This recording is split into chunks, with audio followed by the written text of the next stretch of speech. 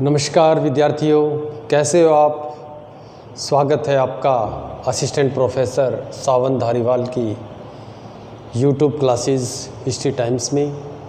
तो आज का हमारा टॉपिक रहेगा सोर्सेज ऑफ इंडियन हिस्ट्री। देखिए, मैं आपको बता देता हूँ कि आज का जो हमारा टॉपिक है एक बहुत ही इम्पोर्टेंट टॉपिक है, एक बहुत ही महत्वपूर्ण टॉपिक का हम अध्ययन करने जा रहे हैं। क्योंकि जब भी हम भारतीय इतिहास का अध्ययन करते हैं या भारतीय इतिहास का अध्ययन करते हैं किसी भी प्रतियोगिता परीक्षा की तैयारी के लिए, चाहे वो यूपीएससी की तैयारी हो, एसएससी की तैयारी हो, एस्टेट की तैयारी हो, रीट की तैयारी हो, या किसी भी प्रकार की कोई भी क्लरिकल एग्जाम से संबंधित या कोई भी आप प्रतियोगिता परीक्षा की तैयारी कर रहे हो, अगर उसमें इतिहास के प्रश्न पूछे जाते हैं तो इतिहास के प्रश्नों में एक दो क्वेश्चन का जो समावेश है वो ज़रूर आज के इस टॉपिक से होता है। एक दो क्वेश्चन अवश्य इतिहास के स्रोतों से संबंधित पूछे जाते हैं। तो आज का ये टॉपिक आपके लिए अति महत्वपूर्ण है। जो विद्यार्थी बीए एमए में पढ़ रहे हैं, यूपीएससी नेट की तैयारी कर रहे हैं, एचसीएस की तैयारी कर रहे हैं, सभी विद्यार्थी इस टॉपिक को ध्यान से पढ़ें। ये टॉपिक जो है आज का हमारा काफ़ी लंबा रहेगा, लेकिन इसके कुछ पार्ट्स बनाए जाएंगे और सभी पार्ट्स अगर आप लोग ध्यान से पढ़ेंगे तो इस टॉपिक से संबंधित जितने भी मिसकंसेप्शंस आपके दिमाग में हैं सभी मैं दूर करने का प्रयास करूँगा। देखिए, इससे पहले हमने पढ़ा था कि भारत का जो इतिहास है वो क्या है, हम भारत के इतिहास के बारे में क्या जानते हैं, कैसे हमें भारत के इतिहास को पढ़ना चाहिए और कैसे हमें भारत के इतिहास का अध्ययन करना चाहिए, भारत का इतिहास पढ़ना हमारे लिए क्यों आवश्यक है, इतिहास का उद्देश्य क्या है। जैसे कि मैंने आपको बताया कि इतिहास जो है वो विकास का परिचायक है, विकास की जो प्रक्रिया है उसके बारे में हमें इतिहास बताता है। और देखिए, जब भी हम इतिहास पढ़ते हैं, चाहे वो किसी भी क्षेत्र का इतिहास पढ़ रहे हो, किसी भी राजवंश का इतिहास पढ़ रहे हो, चाहे हम मुगलों का इतिहास पढ़ रहे हो, चाहे हम अकबर का इतिहास पढ़ रहे हो, गुप्त वंश का इतिहास पढ़ा जा रहा है या मौर्यों का इतिहास पढ़ा जा रहा है, तो इतिहास पढ़ने के लिए मैं आपको एक फॉर्मेट बताता हूँ और अगर आप उस फॉर्मेट में आप इतिहास का अध्ययन करते हैं तो किसी प्रकार की कोई चीज़ें आपसे नहीं छूटेगी। यानी बहुत सी चीज़ें आप लोग उस टॉपिक से संबंधित कवर करने का प्रयास करोगे अगर आप इतिहास को उस दृष्टि से, उस तरह से अगर आप लोग इतिहास को पढ़ोगे तो देखिए, इतिहास का अध्ययन करने के लिए मैं आपको बताता हूँ इस इतिहास के अंग कि इतिहास के किन किन अंगों का हमें अध्ययन करना चाहिए। चाहे हम किसी भी राजवंश का, किसी भी क्षेत्र का इतिहास पढ़ रहे हैं तो देखिए, इतिहास का अध्ययन करने के लिए सबसे पहले हमें जानना चाहिए उसके काल के बारे में। हम किसी भी राजवंश के बारे में पढ़ रहे हैं तो हमें उसके काल के बारे में पढ़ना आवश्यक है। सबसे पहले हमें उसके बारे में जानना चाहिए कि ये जो घटना है वो किस काल की है, ये इस ईस्वी सन में घटित हुई है या ईसा पूर्व में घटित हुई है, इससे पहले कौन सी घटनाएं घटित हुई थी, इसके बाद में कौन सा ईस्वी सन था, इसके समकालीन कौन से राजा थे, इसके उत्तरगामी कौन से थे, इसके पूर्वगामी कौन से हैं। तो इससे क्या है, हमारे मस्तिष्क में उस टॉपिक से संबंधित एक बिल्कुल स्पष्ट चित्र बन जाता है। तो हमें किसी भी काल के बारे में, चाहे हम मुगल काल के बारे में पढ़ रहे हैं या गुप्त काल के बारे में, जो भी काल है हमें उसका काल समय हमें पता होना चाहिए।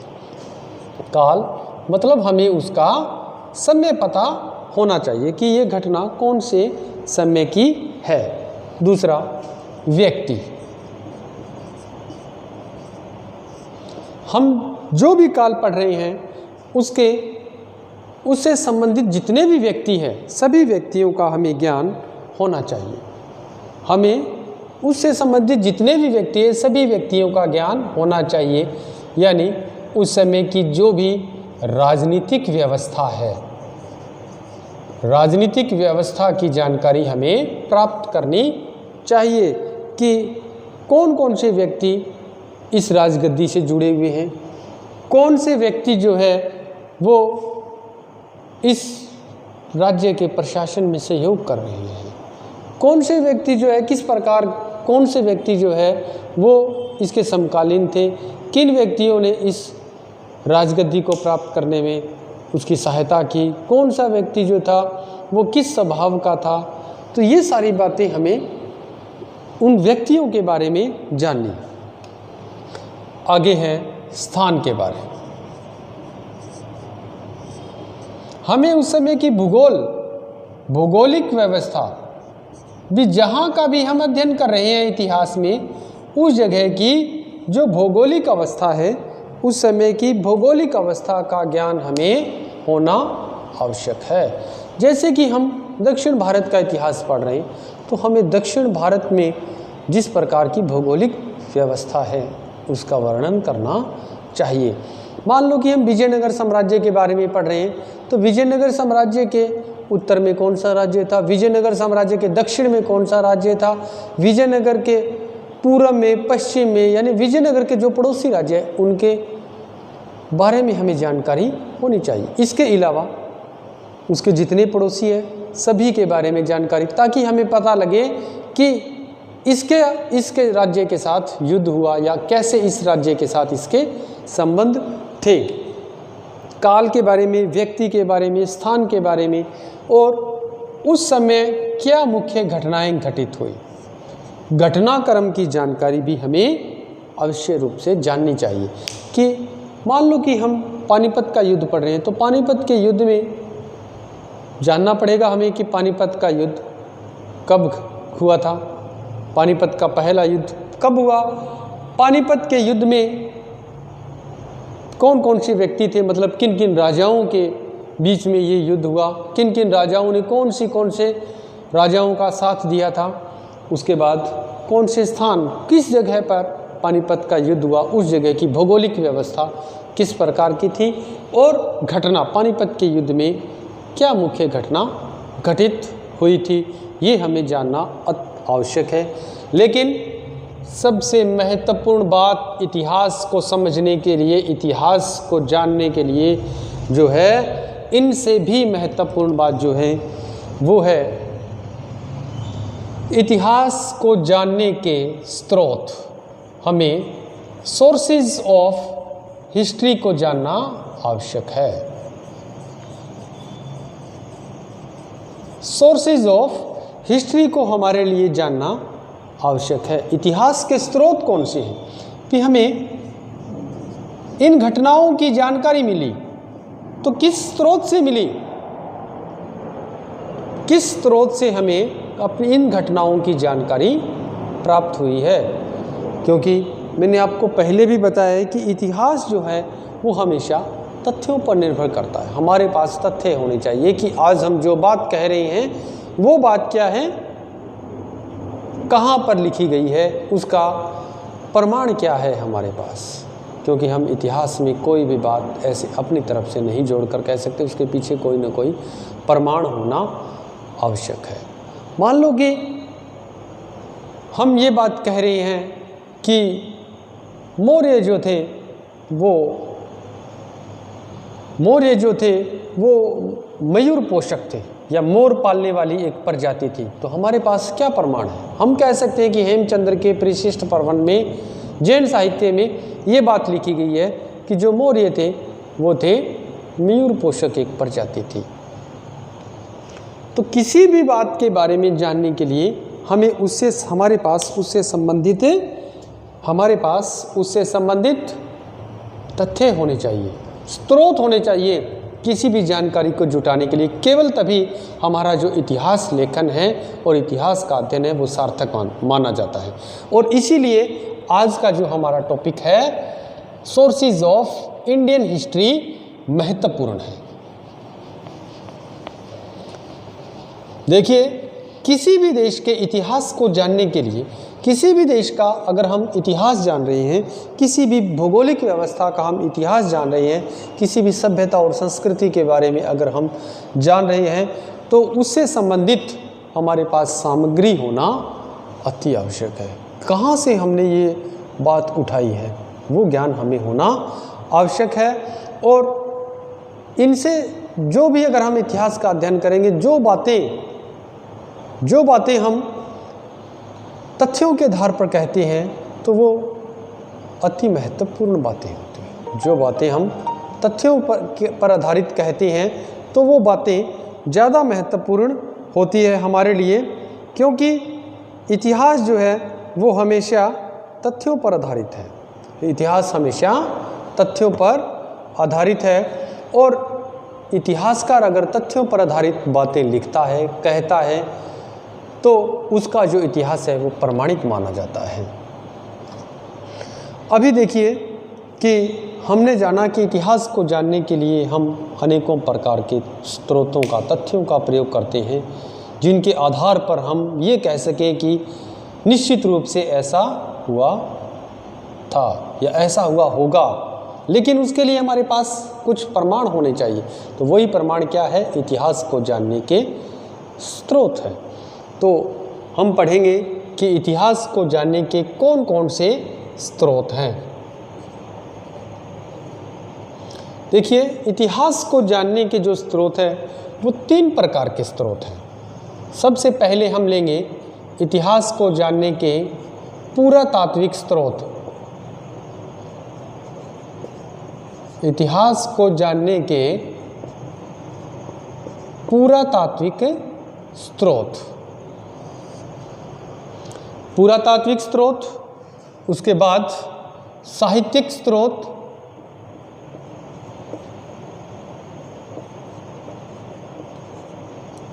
साहित्यिक स्रोत, और जो तीसरा है वो है विदेशी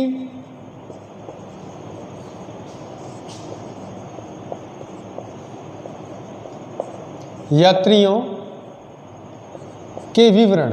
विदेशी यात्रियों के विवरण। ये 3 प्रकार के जो इतिहास को जानने के स्रोत हैं। 3 प्रकार के इतिहास को जानने के स्रोत हैं। तो जो पुरातात्विक सामग्री है उसमें आ जाता है अभिलेख। पुरातात्विक सामग्री में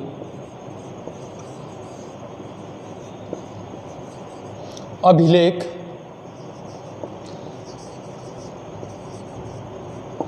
मुद्राएं,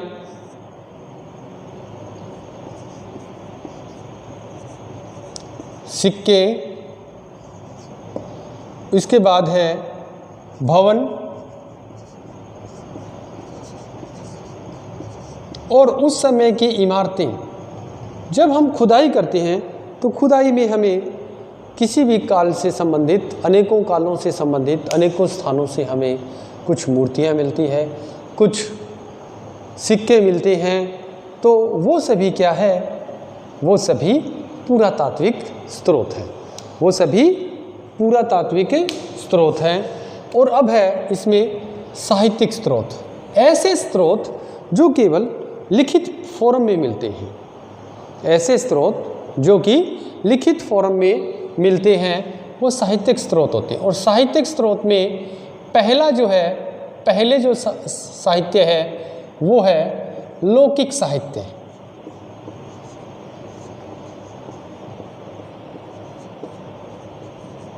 पहला है लौकिक साहित्य। और लौकिक साहित्य जो है, जो भी उस समय प्रचलित जो बातें थी, वही जो किताबें प्रचलित थी, जो साहित्य प्रचलित था, जैसे पाणिनि का अष्टाध्यायी।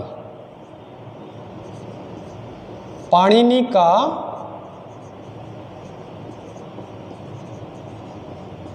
अष्टाध्यायी।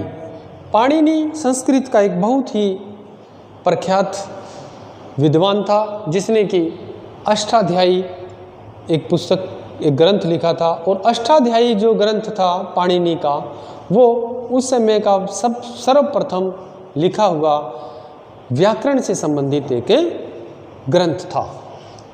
पाणिनि के अष्टाध्यायी के बाद है कौटिल्य का अर्थशास्त्र। कौटिल्य का अर्थशास्त्र। कौटिल्य का अर्थशास्त्र हमें मौर्य साम्राज्य की बहुत ही सटीक जानकारी प्रदान करता है। और अर्थशास्त्र केवल अर्थव्यवस्था के बारे में नहीं, बल्कि कौटिल्य का जो अर्थशास्त्र था वो वास्तव में एक राजनीतिक दर्शन था। एक राजा के क्या कर्तव्य है, राजा को क्या करना चाहिए अपनी प्रजा के लिए, राजा के अधिकार क्या है, राजा के कर्तव्य क्या है, राजा को कैसे अपनी प्रजा के साथ रहना चाहिए, कैसे व्यवहार करना चाहिए, कितना उन पर कर लगाना चाहिए, किस प्रकार की सामाजिक व्यवस्था रखनी चाहिए, ये सभी बातें कौटिल्य के अर्थशास्त्र में लिखी है और इतिहास की दृष्टि से ये बहुत ही महत्वपूर्ण है। लौकिक साहित्य के बाद दूसरा है धार्मिक साहित्य।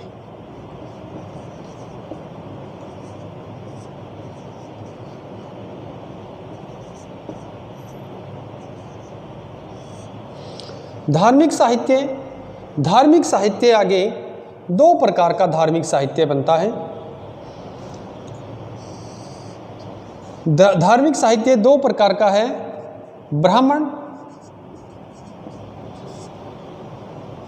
ब्राह्मण साहित्य एवं ब्राह्मणेतर।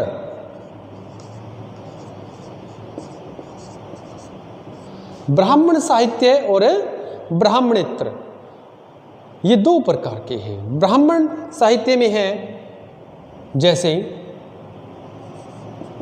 वेद,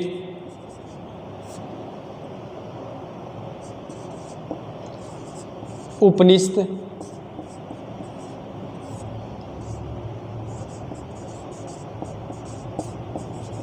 स्मृतियां,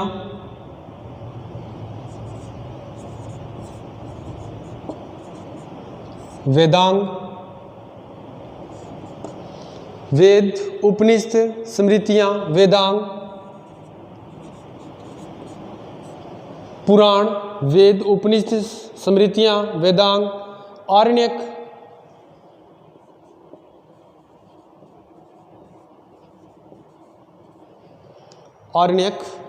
आरण्यक भी धार्मिक ब्राह्मण साहित्य में ही है। इसके अलावा पुराण है और महाकाव्य। इसके अलावा हम महाकाव्य जैसे रामायण और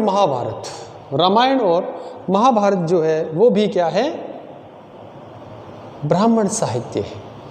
और ब्राह्मणेतर साहित्य में जैन धर्म के जितने भी ग्रंथ है, जैन धर्म से संबंधित 12 अंग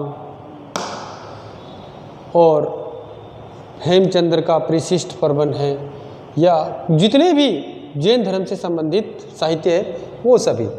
और इसके अलावा बौद्ध धर्म का जो भी साहित्य है, चाहे वह पाली भाषा में है या फिर बाद में जो संस्कृत भाषा में रचा हुआ था, वो भी जैन धर्म और बौद्ध धर्म का जो साहित्य है वो साहित्य ब्राह्मणेतर साहित्य है। ब्राह्मण साहित्य में वेद, उपनिषद, स्मृतियां, वेदांग, पुराण, आरण्यक, महाकाव्य 2 है, रामायण और महाभारत। इसके बाद हम अध्ययन करेंगे, हम जानेंगे विदेशी यात्रियों के विवरण। इसमें कुछ यात्री यूनान से भारत में आए थे। सबसे पहले यूनानी यात्री भारत में आते हैं, तो यूनान से आने वालों में जैसे हेरोडोटस, यूनान से आने वालों में Herodotus, Megasthenes,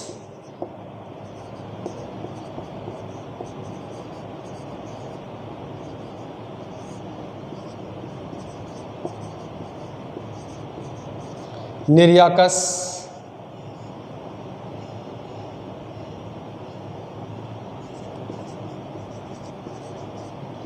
Ptolemy,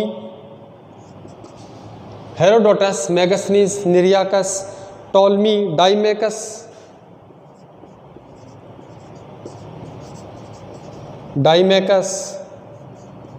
Fa-Hien,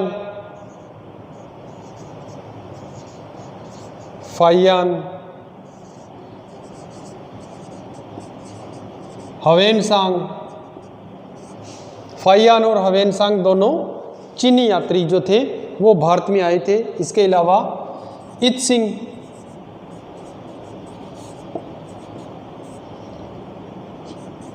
Alberuni,